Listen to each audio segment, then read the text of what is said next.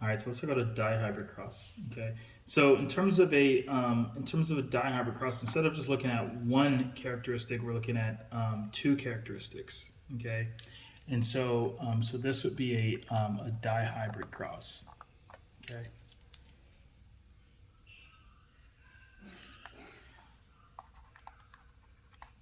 and so in terms of a dihybrid cross, let's start. So we have the F1 generation. So the F1 generation. So let's say we have big G, big I, right? So we're looking at two characteristics, so shape and also color, for example, right? We cross that with little g, little I, right? And so this is one parent and then the other parent, right? So you have multiple genes, right? You don't just have one gene, you have thousands, millions of genes, right? And so with that, you have multiple genes, right? So this is just, we're looking at two different genes. And so in this case, in the F2 generation, that's going to be big I, okay? Now, if we take that big big I, so this would be the result of, big G, big I with little I, right? So this would be the result. So big G, and big I, little I, right? That would be the genotypic results. Okay, so in terms of the parents here, so again, the father goes on top, the mother goes on the side, but it really doesn't matter, right? As long as you got the right stuff for dad and the right stuff for mom. Okay, so so the way that you would do this is big G, big I, big G, little I, right? Little G, big I, right? Little G, little I. Okay, so the same thing for mom. Okay, and so you do the same thing that you would do for a monohybrid cross, right? So bring this down, bring this here, bring this over here, right? So forth and so on. Okay, so with that, with a dihybrid cross, you're gonna have 16 possibilities, right? So 16 possibilities. And so what you want to recognize is that you should have, in terms of the outcome, you should have a 9 to 3 to 3 to 1 ratio. So 9 to 3 to 3 to 1 ratio. Okay.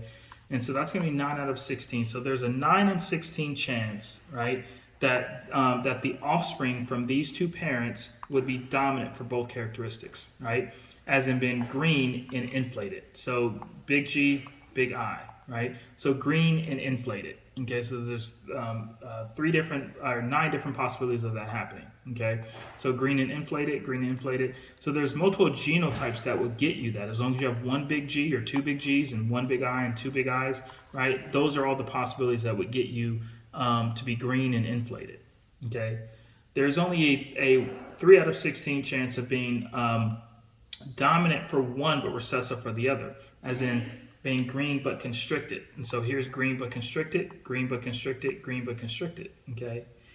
Likewise, there's only a 3 out of 16 chance of being dominant for the shape but recessive for the color, right? And so this would be the issue of being yellow but inflated, yellow but inflated, yellow but inflated.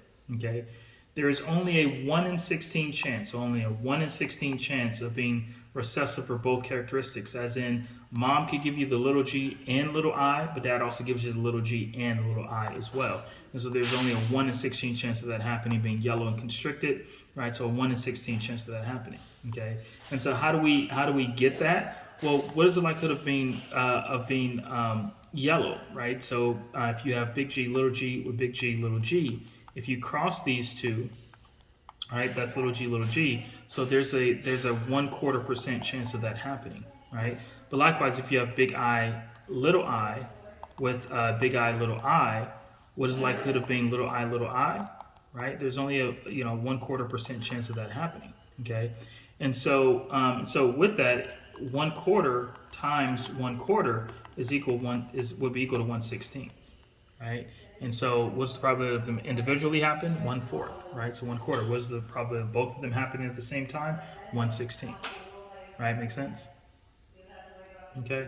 All right. But what I want you to know is that if we're talking normal Mendelian inheritance for a dihybrid cross where you have two parents, both of whom are heterozygous for both characteristics, then you should have a 9 to 3 to 3 to 1 ratio. That makes sense? Okay. All right, so with that, if we go back to the questions here, then if we have a dihybrid cross, big ears is dominant over small ears, right? But brown coat is dominant over tan coat. Okay, so what fraction of the offspring will have small ears and tan coat if both parents are heterozygous for both traits? Okay, so assuming normal Mendelian inheritance. Okay, according to the law of independent assortment. Okay, and so with that, you should have a 9 to 3 to 3 to 1 ratio under this particular scenario. Okay, and so with that, there's only a 1 in 16 chance of that happening. All right, makes sense. Okay, so there's only a 1 in 16 chance of that happening. Okay, and so of being recessive for both characteristics if both parents are heterozygous for both characteristics. Okay. And so, question 45 here. So tall stem flowering plant is dominant over a short stem flowering plant, but orange roses recessive compared to pink roses. Okay, so if two plants are pollinated with one another, what is the likelihood of having short stem flowering plants? So short stem flowering plants, if one homozygous dominant, stop right there, right? So if you have one parent who is homozygous dominant, right, tall stem flowering plants, pink roses, right? So you can have big P with big T. It doesn't matter what you cross that with. You can cross that with little p, and little t, right? You're going to have 0% chance of anything other than the dominant phenotype. Does that make sense? Because if you have one parent who can only give the dominant genotype, the dominant allele, then there's no other option, right? Because biology will default to the dominant allele. Right? Make sense?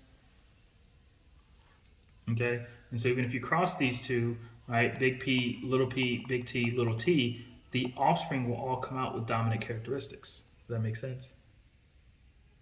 Okay, so there's 0% chance of having anything other than the dominant phenotype.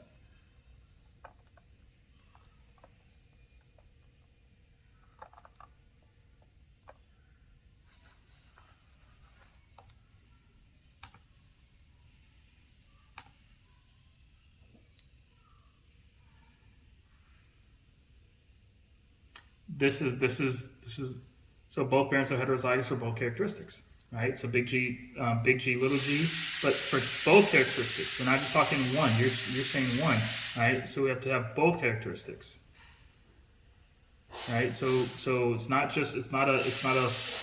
a mono cross, right? It's a di cross, right? Because you're looking at two characteristics, not one. Does that make sense? So when we look at the question, right? So big ears, small ears, brown coat, tan coat. So we're looking at two characteristics, not one, right? And so if both parents are heterozygous for both characteristics, that means that we have big R, big T, little t, that we're going to cross with big R, big T, little t. That's the same thing that we just did. Big I, little I, big G, little g, right? Big I, little I. Right? And so if you have both parents, both of whom are heterozygous for both characteristics, then you will get a 9 to 3 to 3 to 1 ratio. Right? So 9 out of 16 chance of being dominant for both characteristics, 3 out of 16 of chance of being dominant for one but recessive for the other, right? 3 out of 16 of being recessive for the other but dominant for the one, right? And so 1 out of 16 chance, only a 1 out of 16 chance of being recessive for both characteristics. Okay. Yep. And so that's what you have to look at. Are they looking at just one characteristic or looking at two? And so there's a question like that on the test where it's like short ears, long ears for the dog, and I think short hair and long hair for the dog, and attached ears versus flopping ears. Flopping ears is recessive. Attached ears is dominant. Short hair is dominant. Long hair is recessive. All right. So they ask you, what is the probability of this particular outcome? Okay.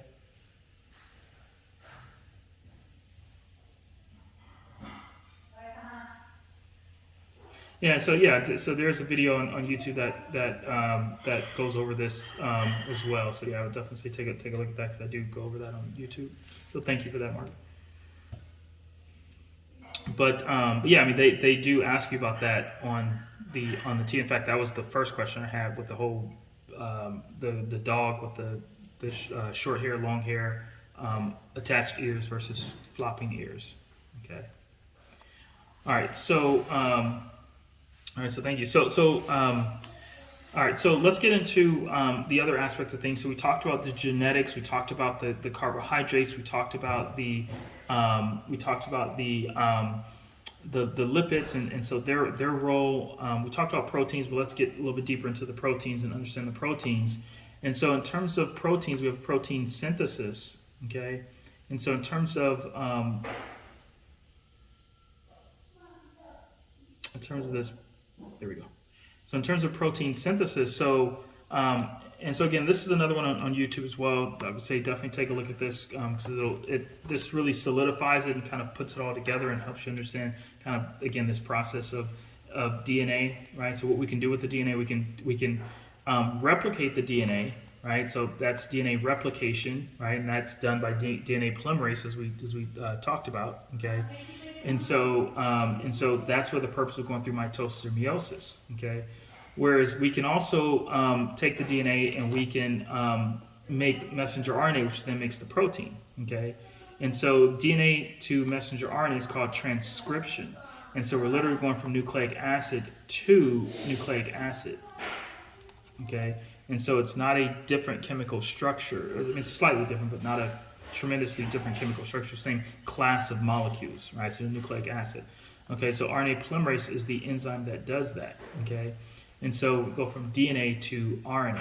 Okay, and so that's going from English text to English speech, right? For example, so if you're reading a speech that you typed out, that would be a transcript, right? Not a translation. Okay. And so if we go from when we go from messenger RNA to a protein, that is called translation because we're literally translating to amino acids. So translating to a totally different chemical structure. Okay, and so with that, then we have the ribosome, so the bound ribosome. Okay, and so here's our messenger RNA, 5', 3', for example, and we're going to read the messenger RNA in threes. We'll talk about that in terms of the codon, but the tRNA is going to read the messenger RNA and translate the message into amino acids. And so these are the amino acids. Here's 1, here's 2, right? Here's 3, here's 4, here's 5, here's 6. Okay. So these amino acids are going to be held together by peptide bonds. So peptide bonds, right? And so this is going to give you a primary linear protein. So this primary linear protein is not functional in this particular state, right? So think about a shoestring, right?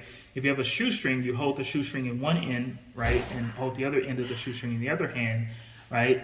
And it's not really functional, right? It's not helping you to keep your shoes on, right? So you have to take that shoestring and you have to go through post-translational modification, right? And so you have to take the shoestring, you have to weave it through the holes in your shoe and you do different patterns and stuff like that. Well, that still doesn't make it functional, right? So you have to go through some processes, right? So we put the alpha helix in, alpha helices, the beta pleated sheets. And so just so you can see down here, so these would be the alpha helices, and these are the beta pleated sheets here. Okay, so you put in the alpha helices and the beta pleated sheets, and that gives structure to the protein. Okay, so that's a secondary structure. And then the disulfide bridges kind of lock it into place, right? So the disulfide bridges lock it into place. Okay, and so then we have, and that's what's happening in the rough ER. Okay. And so, you have hairsprays and stuff like that, say no sulfates and no sulfides and stuff like that. Well, essentially, when you talk about curly hair and straight hair and all that kind of stuff, right, a lot of that has a lot to do with these disulfide bridges that are keeping the proteins together, right, and making the hair curly. And so when you hydrate, it makes it curly. When you use heat or chemicals or other things, then that allows you to then get rid of these sulfide bridges, disulfide bridges, and so that's a part of that process. Okay, all right. So the Golgi complex is where you have protein packaging, so processing and packaging.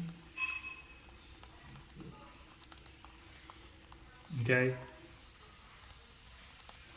And then ultimately you get this functional globular protein that is able to now leave the cell and go into the bloodstream. Okay, and so this is where you get the tertiary structure and the quaternary structure of the protein. We have multiple subunits of the protein, right? We talk on DNA polymerase and some of these other ones. I mean, these things are like hundreds of different, proteins and subsets of proteins put together, right? And so, so this is hemoglobin, right? So hemoglobin has 2 alpha units and 2 beta units, for example, okay? And so, so multiple subunits to the protein, okay? So again, this is for proteins that are going to leave the cell, okay? And so, so with that, we also have the ability to go to a free ribosome. And so if it goes to a free ribosome, then you'll get the primary protein, okay? Then it will go to the smooth ER, okay? So the smooth ER. Smooth ER is where you have the secondary structure, tertiary structure, and quaternary structure of the protein, okay? And this is going to be for proteins that will stay in or on the cell. So proteins that will stay in or on the cell. All right, makes sense? And so for more homeostasis, then you're talking smooth ER. If you're talking, you know, the body homeostasis, then you're talking the rough ER, right? And so things that are leaving the cell, the rough ER, to the Golgi apparatus out of the cell, okay?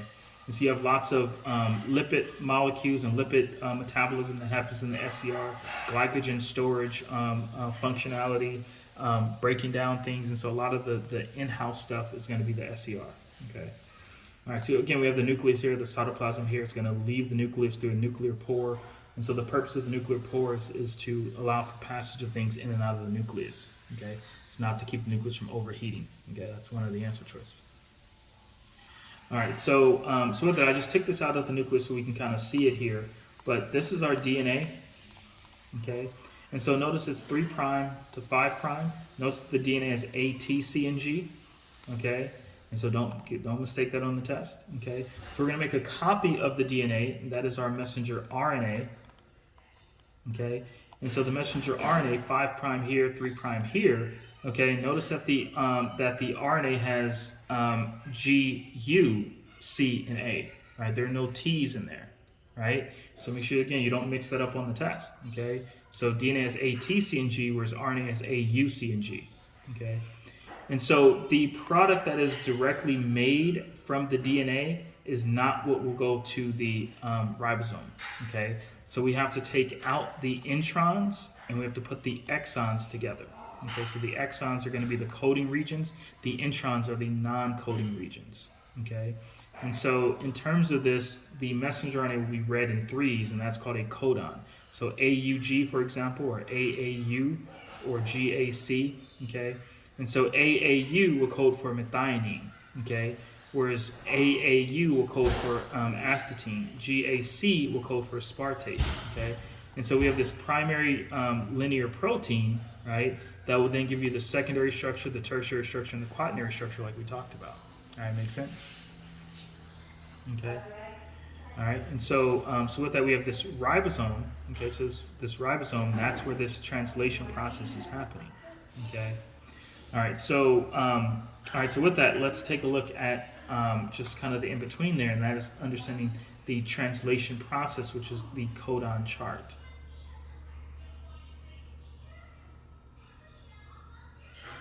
Okay, so the codon chart.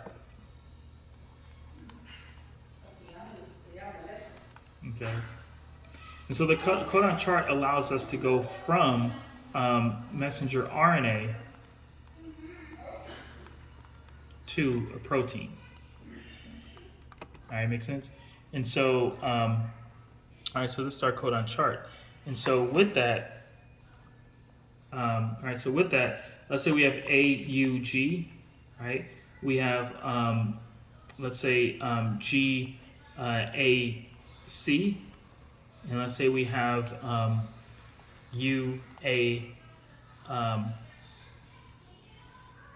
UAU, okay? And so, so the codon charts, we have to read it in codons, and so first letter, second letter, third letter, right? So first letter, second letter, third letter, okay? First letter, second letter, third letter, okay? All right, so here is the first letter along the left side. Here is the second letter along the top. And here is the third letter along the right side, all right? So they'll give you the codon chart, you just need to know how to use it. Right? Most people have no clue how to use it. That's the problem, right? So they'll give you the codon chart. You don't need to memorize it. You just need to know how to use it, okay? So what will we have for AUG? So AUG would code for what? So AUG would code for what?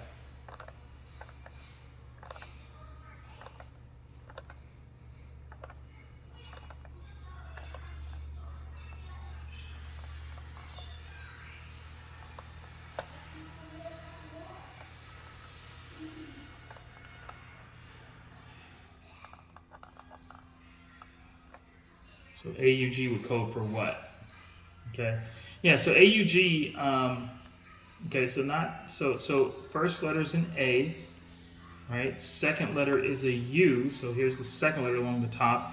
And third letter would be a G, so third letter would be a G here. So this triangulates to here, right? And so methionine, okay? So AUG, okay?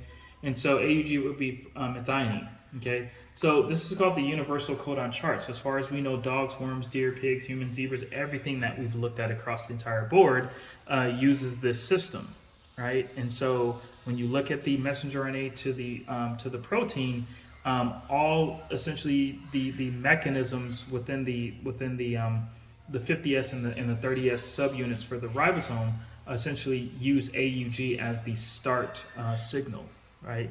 And so all proteins essentially start with methionine, right? So AUG, okay. All right. So what will we get for the next one then? And so GAC. So what will we get for GAC? So first letter, second letter, third letter. So GAC will give us what?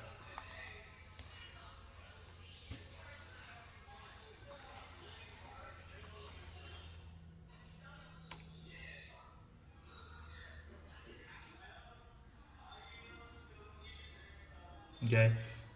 All right. So anyone else? Okay. Go ahead, Michael. So if we right, so if we look at the first letter is a G, right? The second letter is an A, right? And the third letter is a C. Well, GAC will get us here, right? And so to aspartate, and so it triangulates to aspartate, okay? And so that's what we should be getting. And so not alanine. So alanine would be GCC. So if it's a GCC, that would be alanine, right? Because C is here, right? And so GAC would put us at aspartate. Okay. All right. So what about UAU? So UAU would code for what?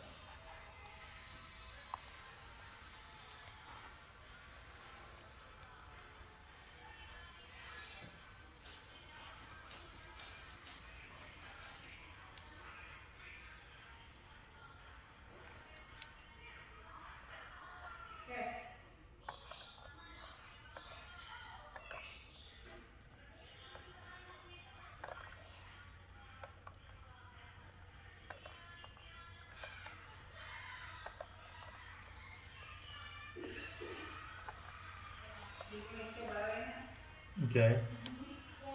All right. So first letter is a U, right? Second letter is an A. Third letter is a U, and so that triangulates to right here, so tyrosine. So I'm sorry, so tyrosine. Okay. So good. All right. So good. So with that, then, when we look at the question here. So again, this is called the central dogma of biology. So the progression of protein synthesis. So it took us, like I said, or as we said in the previous class, right? So with the part A, right, humans have been on this earth for like 1 million years, right? We just figured this stuff out in the last 100 years, a lot of this stuff, right? And so we just figured out how DNA to RNA to protein works. It's called the central dogma of biology. We didn't figure that out until the 1950s with the Watson and Crick double helix DNA model, right? And so it's DNA to messenger RNA to protein. Okay? And so DNA is transcribed, not translated into messenger RNA.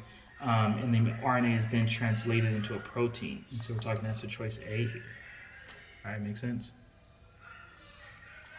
All right, so based on your utilization of the codon chart, then what can we say about the RNA transcript that gave us the polypeptide, the peptide chain, histidine, glycine, serine? Okay, So it must go in this order. If it does not go in this order, then you get a different sequence of amino acids. If you get a different sequence of amino acids, right, that means that the protein doesn't fold properly and doesn't fold the way it's supposed to. If it doesn't fold the way it's supposed to, then it's not going to bind the way it's supposed to, right, to the receptor, to the ligand, or to whatever it's supposed to bind to, right? And if it doesn't bind very properly, right, like it's supposed to, then it's not going to function properly. If it doesn't function properly, then that's what leads to a disease, right? And so if you have a messed up gene, then that's going to lead to a messed up protein, and the protein doesn't work as well, right? That's where you get into people who have diseases, okay? Especially genetic types, okay?